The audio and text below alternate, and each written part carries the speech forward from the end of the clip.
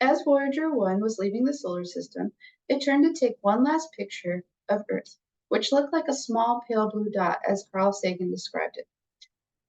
The more we learn about our solar system, the more that we will learn about the universe in itself, as well as happenings here on Earth. I've learned a lot through Carl Sagan's The Cosmos, as well as just general research.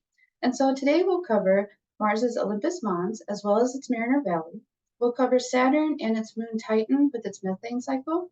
We'll cover Pluto's heart-shaped glacier, as well as the helopause, which is the edge of our solar system. So let's begin. First, we'll start with Mars's Olympus Mons in Mariner Valley. Olympus Mons is the biggest volcano in our solar system. It's gotten this big because there's no plate tectonic activity on Mars.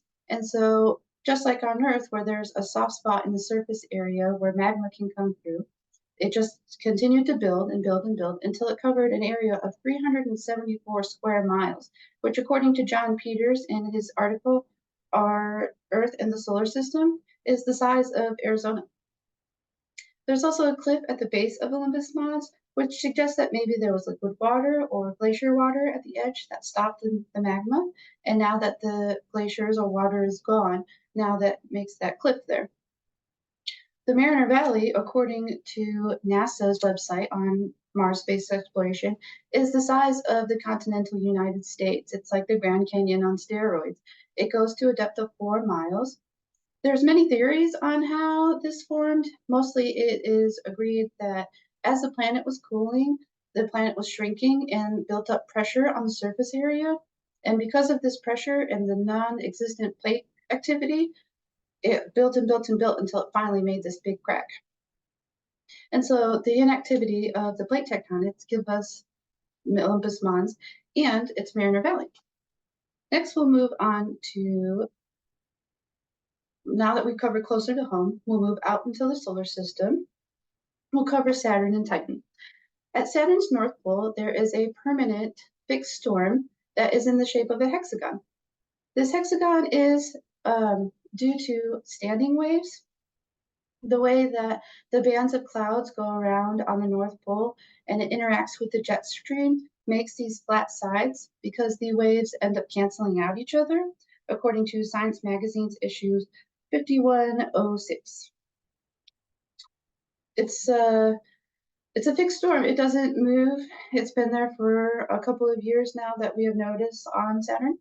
When you look out from Saturn, you'll see its moon Titan. Titan is the only other place in the solar system where it rains.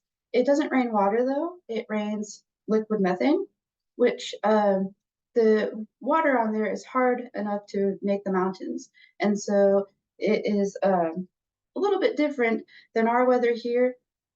The size of the raindrops of the methane rain is 4.5 millimeters compared to our 1.1 millimeter raindrops here. And because the sun's rays don't reach as far, the atmospheric convection doesn't make storms as harsh as they are here on Earth.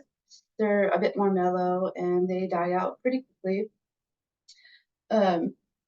So we covered some weather on other planets. We'll move further out now into the edge of our solar system. We'll cover Pluto and its heart-shaped glacier, as well as the helopause.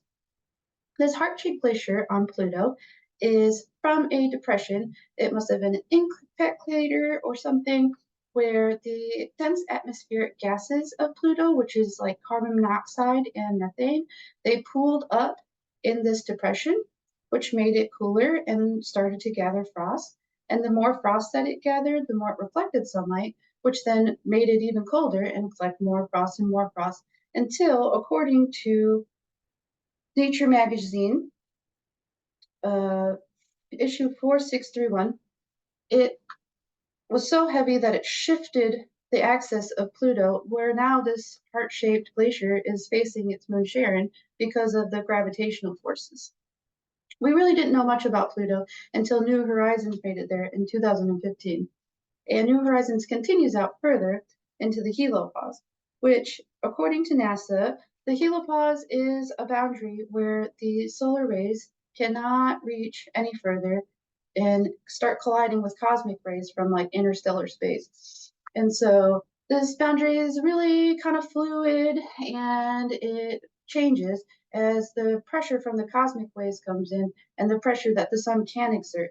This even changes with its 11-year cycle and just kind of goes in and out, and it protects us from these cosmic rays, which are very damaging to anything inside of our solar system. So we covered a little known places here in our solar system. The first was Mars's Olympus Mons, as well as Mariner Valley. We also covered Saturn's hexagon storm, as well as Titan's methane cycle. We covered Pluto's heart-shaped glacier and the helopause, which is, the edge of our solar system. If you'd like to learn more, you can go on nasa.com, and also any kind of NASA museum has many resources to learn more about even the missions that go out to these places. Um, it just goes to show that we have our small pale blue dot in the extraordinary neighbors that we have.